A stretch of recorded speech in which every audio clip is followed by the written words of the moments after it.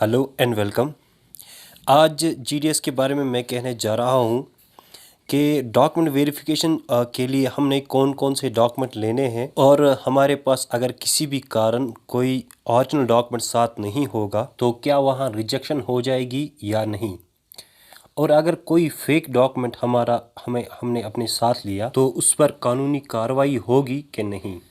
अब इस वीडियो में आगे बढ़ने से पहले अगर आप मेरे चैनल पर नए हो तो मेरे चैनल को सब्सक्राइब कीजिए और इस वीडियो को लाइक कीजिए, और वीडियो के डिस्क्रिप्शन में व्हाट्सअप लिंक दी हुई है, आप चाहो तो उसमें ज्वाइन हो सकते हो। उसमें बहुत सारे कैंडिडेट्स ज्वाइन ऑलरेडी हो चुके हैं, तो उसमें जीडीएस के बारे में सारे अपडेट्स आते हैं। चलिए अब दिखाते हैं कि कौन कौन से डॉक्यूमेंट वेरिफिकेशन के वक्त हमें वहाँ काम आएंगे। पहला, मार्क्स कार्ड की जिसकी डिटेल आपने फॉर्म में दी है। 10th मार्क्स कार्ड का होना बहुत ज़रूरी है, और अगर आपके मार्क्स कार्ड पे आपकी डीओबी मेंशन है तो डीओबी प्रूफ आपका मार्क्स कार्ड ही रहेगा। और अगर इस पे आपकी डेट ऑफ बर्थ मेंशन नहीं है 10th मार्क्स कार्ड पर तो आपने डेट ऑफ बर्थ सर्टिफिकेट साथ में लेनी है। अच्छा होगा, बेहतर होगा कि आप सारे 10th के सर्टिफिकेट्स आप साथ लेंगे, और वहाँ पर आपने और आधार कार्ड लेना है और पैन कार्ड लेना है और रिसेंट फ़ोटोज़ लेने हैं, और 2 से ज़्यादा फ़ोटोज़ साथ में होने चाहिए। और आपने डोमिसाइल सर्टिफिकेट लेनी है, यानी निवास प्रमाण पत्र आपने साथ लेना है, और आपने कंप्यूटर सर्टिफिकेट साथ लेनी है।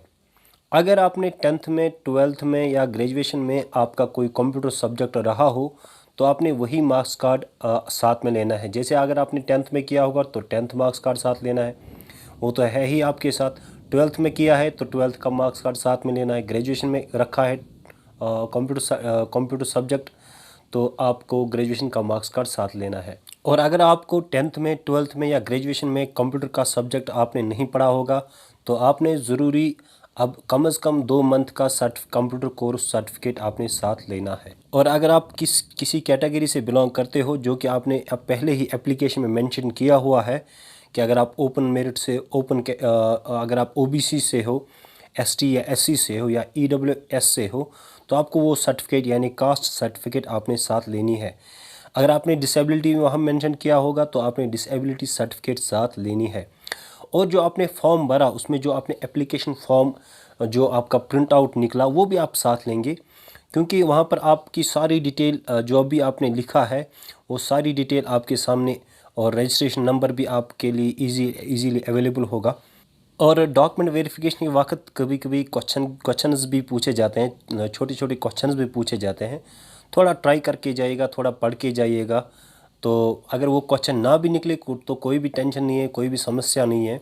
आपको ये भी पूछा जाएगा कि आप किस स्कूल में पढ़ते थे और आपके टोटल मार्क्स कितने आए हैं, आपका रोल नंबर क्या था, ऐसे ही कुछ और आपको क्वेश्चंस पूछे जाएंगे। और रही बात अगर आपके पास कोई डॉक्यूमेंट साथ नहीं होगा तो वो आपको टाइम देंगे, ये नहीं कि आपको वहाँ रिजेक्शन हो जाएगी, तो वो आपको टाइम देंगे 8 दिन, 10 दिन, 12 दिन, आपको कभी 15 दिन भी आपको टाइम देंगे वो, कि आप वो डॉक्यूमेंट लाओ और आपकी वेरिफिकेशन हो जाएगी।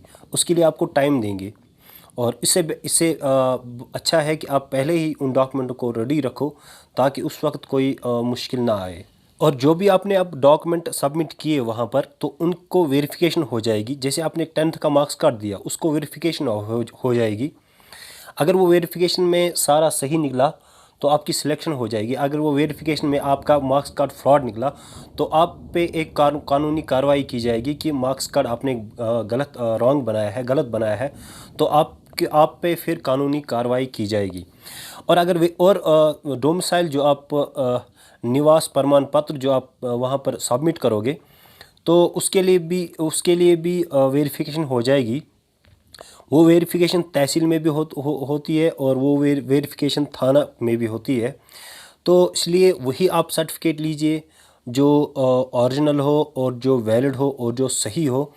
और आपने जैसे कैटेगरी सर्टिफिकेट जो आप दिखाएंगे उस पर भी वेरिफिकेशन हो जाएगी कि इसने जो कैटेगरी सर्टिफिकेट लाई है कि क्या वो सही है और क्या वो गलत है, क्या वो फ्रॉड सर्टिफिकेट है। और आप अंडरटेकिंग्स और डिक्लेरेशन जो कि आप नोटिफिकेशन है, जो पहले नोटिफिकेशन निकली थी जीडीएस के बारे में, तो उसमें लास्ट के 4 डॉक्यूमेंट्स को आप डाउनलोड करेंगे और प्रिंट आउट उनका निकालेंगे और वहाँ पर अपना नाम और अपने पेरेंटेज या गार्डियन का नाम आप लिखेंगे और उन चारों डॉक्यूमेंट को आप साथ लेंगे। वो 3 डॉक्यूमेंट है अंडरटेकिंग और एक डॉक्यूमेंट है डिक्लेरेशन, वो आप ज़रूर साथ लीजिएगा। और जब आपके पास वैलिड डॉक्यूमेंट साथ होंगे और पूरे डॉक्यूमेंट्स कंप्लीट डॉक्यूमेंट्स साथ होंगे तो जो वहाँ पर डॉक्यूमेंट वेरिफिकेशन होती है आसान होती है और बहुत इजीली वहाँ पर डॉक्यूमेंट वेरिफिकेशन होती है। बिंदास होके जाइए और इस अपनी डॉक्यूमेंट वेरिफिकेशन को आप सक्सेसफुल कर दें। Thank you.